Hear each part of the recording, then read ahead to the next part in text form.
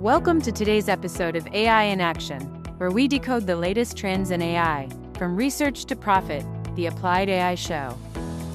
Your hosts, Rajan, founder and partner at the AI accelerator UPECA and involved in AI research, and Kashi, AI researcher, startup founder, and renowned AI voice, bridge the gap between breakthrough research and business results. Rajan brings deep expertise and AI-first transformation and emerging architectures, while Kashi contributes hands-on experience with research and implementation by building and deploying AI systems across industries. Together, they decode the latest developments in AI and agentic systems and translate them into actionable strategies for practitioners, founders, and business leaders. Their mission: help you turn cutting-edge AI research into real-world ROI.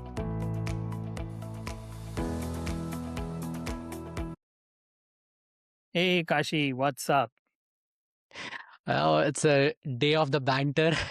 People are fighting between Claude 4.6 and GPT 5.3. Like, are you experiencing the same as like day of the fun? How do you take it on a day two of the launch? I was frustrated with Claude 4.6. Oh my God. Yesterday I was Okay. working on projects. So I was working on projects, and what had happened is I was hitting this compact error.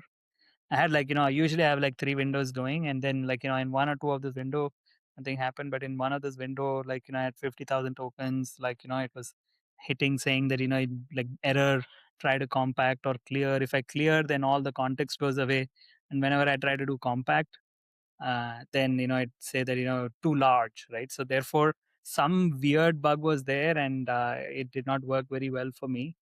And this forced me to actually move to Codex 5.3. Some of the Oh my projects, God. some of the Okay. tasks actually were better. So I was a big yesterday fan of Claude Codex. thoroughly Yeah. Peter is a I big know, and fan I of was Codex. I was Yeah. coming there. Pete is a big fan of Codex, and then I saw a bunch of people saying, going on to Codex, do you have any tips for us to try, right? So there are a bunch of differences, but yesterday I was disappointed by Claude, right? So I think Codex was better yesterday. Some things I noticed in Codex which is different from Claude. It is more, they're better off giving longer prompts, Mm-hmm. and in Claude it is more like a good pair programmer with you. But with Codex, what happens is that you have to give a lot of instructions up front, and then you can walk away and then come back, then a lot of things get already done. So it is more like a better solo developer rather than a pair programmer. That's awesome. Actually, on that note, I want to ask a question, right? Um, you have the India AI summit going. You know what's happening between India and China. But what I see fast developing are Chinese AI models. Not that Claude is not better, not that GPT is not better. I feel that they are evolving at a very fast rate. So what is your first take? Have you tried Kimi K2, JLM 4.7? How's your like overall experience with it if you have? I think the Chinese are playing 3D chess, and Okay. What does it mean? Okay. so they are hitting the model companies at layers where they don't even understand what is going on, right? So first you had the DeepSeek in Jan 2025, and then it quickly followed with 7 or 8 foundation model type of releases. And I also wrote a article for Fortune in April last year. What they are Mm-hmm. doing is they are turning I mean, one good metaphor that I use is that when you're building houses, you use wood in the West, and you want to have good quality wood, right? But when plywood got introduced, what happened is it changed the game completely. Plywood is like very, very cheap, right? Very cost effective. It is not really good as a wood, but then when the cost actually drops like this, then it changes how the default choices that people make to build applications. I've seen several YC companies switch over to all these open source model. I mean, the enterprises are still asking these questions and saying that we should go to enterprise or not. And I think they will get pushed to using some of these models, because one other thing that is happening is that you Anthropic is great model company, but they're like these finicky organization where they just decide sometimes to say that we will cut off access. They cut off access to the One of our friends, previous yeah. coding company. Yeah, Hmm. right. One of our friends, and also the previous coding company that was acquired by Google. What is the name? I forget. I mean, now I forget the name. Right? Yeah. Starts with W, and they cut off the access to them. They recently cut off access to OpenClaw. On the other one hand, they'll go and say that we are here for safety and intelligence and future of the society. On the other hand, when it comes to their business model, they'll yank off the access. Many startup companies have faced a platform risk in the past, like with Twitter and Facebook and Instagram, and that risk is even more real. So more and more people will have to actually take control of their destiny if they are going to defend on a token, right, based intelligence. Then they better have control to the model as well, right? And some of these Chinese models are just like 3 or 6 months behind the SOTA. In some case, like JLM 4.7 is almost SOTA. I know you have tried, right? What do you think about 4.7? I think TLM 4.7 is nothing short of fabulous. Uh, I think we need to divide application programming into three tiers. Tier one is the people who are on the bleeding edge. They need to do everything with a model, and you need a large Right, context, so right. on and so forth. So there, I think models like GPT 5.3, Claude Sonnet, or Opus 4.6 sort of fit in there. Then you have tier two, which is probably, I'm going to put GLM in tier two, not tier three.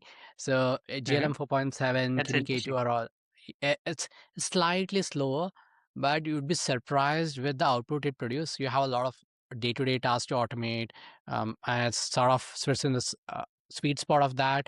It can do great things, a lot of maintenance work, pretty good, and slightly slower. Then you have tier three.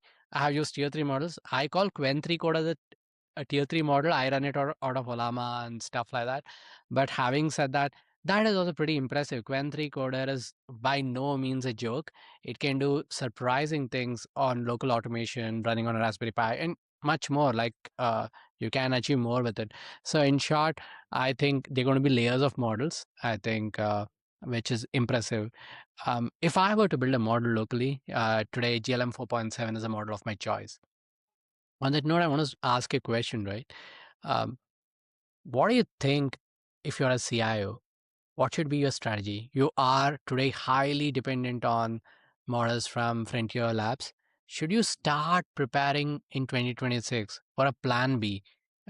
Should for some reason the wire be cut? Yeah, I think it's just not plan B, Kashi. It has to be Okay. plan A to Okay. have your Why destiny in planning? your control.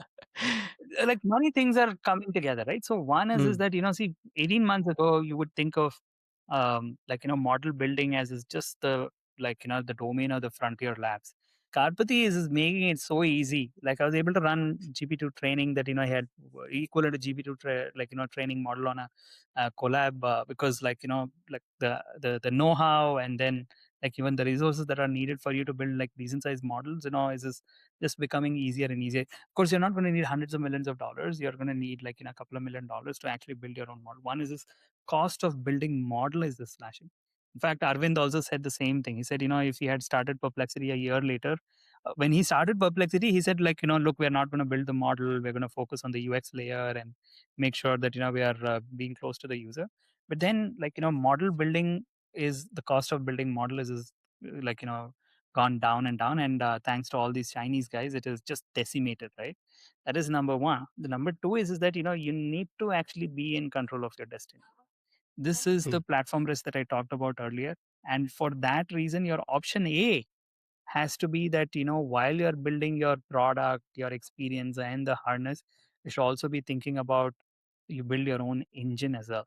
The usual, I would say, the business strategy is like let somebody build the engine, somebody build the car, somebody actually be the car dealer and things like that. But at least at this stage of the industry, and especially if you're like a big enterprise, you have to have full control of your stack, right? Otherwise you will be held hostage.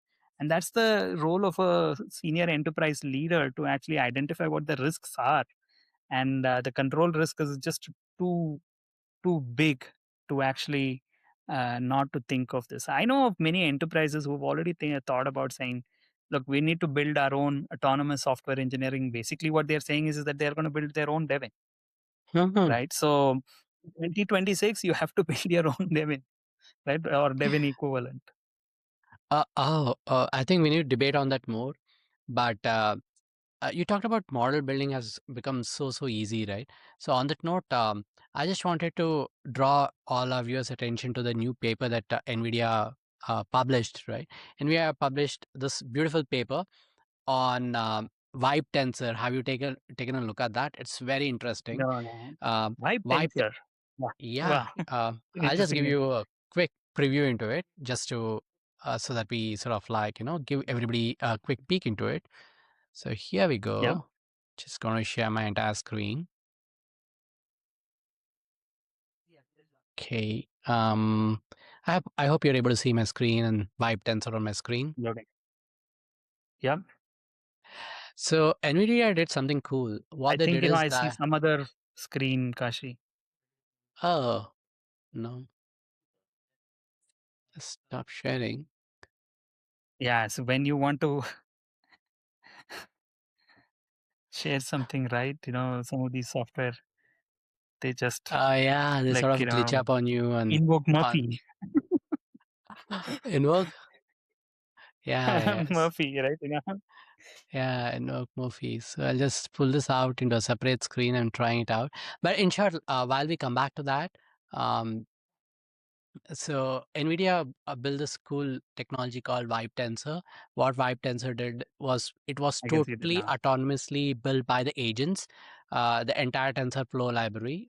Basically, um, what would have taken hundreds of engineers long piece of time, they gave it to a bunch of agents, they built it on their own, so as Wow. a research project, and they open source this project right here and everybody can give it a try under Apache 2.0 license, and they did it like an experimental project. So when you're talking about the concept of build your own devil, I think that for every enterprise, I sort of see it makes sense.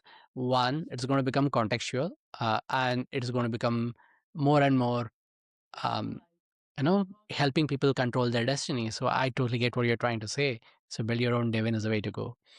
Um, Maybe I'll ask a different question on this note, right? Um, if someone has to build their own Devin, what are the 3 steps they must take? What should they strategize, and what should they be looking at? Yeah, I think, see, the first thing that starts with that, I would actually approach this the way Cursor did, right?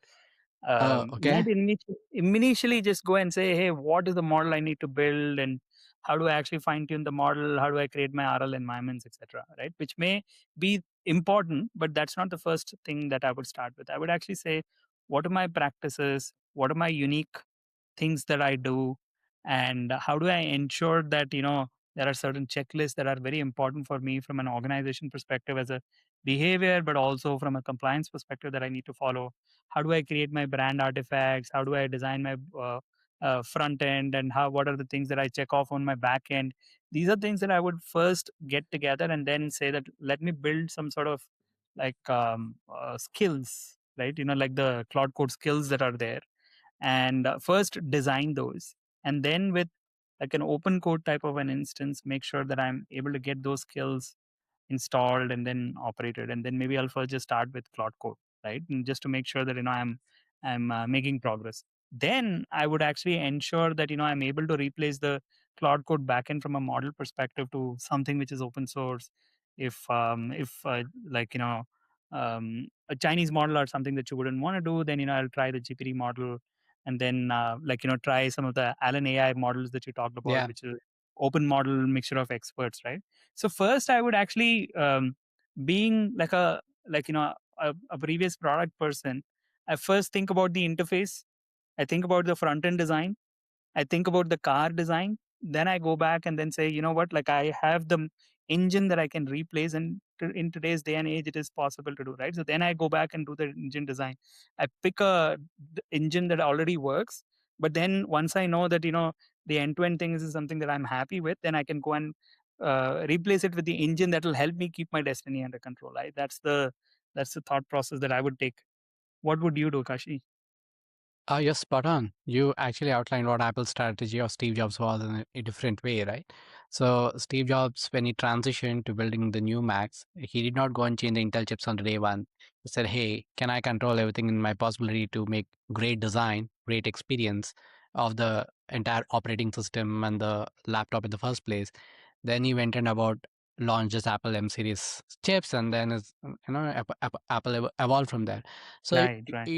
you're spot on in saying that, hey, take all the controllables, start building those layers and stacks, and put the areas in place, so that when you're ready and should there be a need, you have the optionality to switch between paid, open source, or your own, depending on the use case. Not necessarily that it should be the prime strategy in every single choice. So that's very powerful, so that you preserve your enterprise memory and enterprise practices.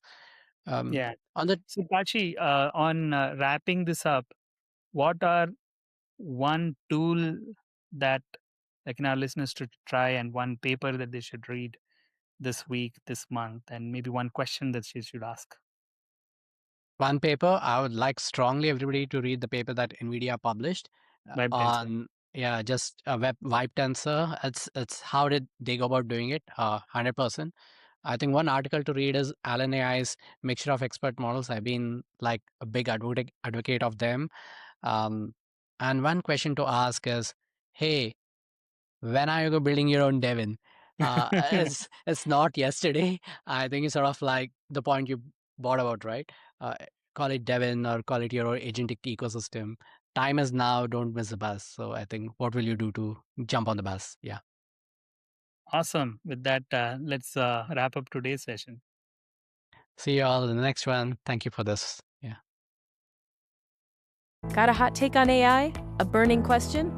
Let us know what you'd like us to debate next. And hey, if you want to jump in the ring with us, drop your LinkedIn link and the topic you're itching to discuss. We'd love to have you on the show.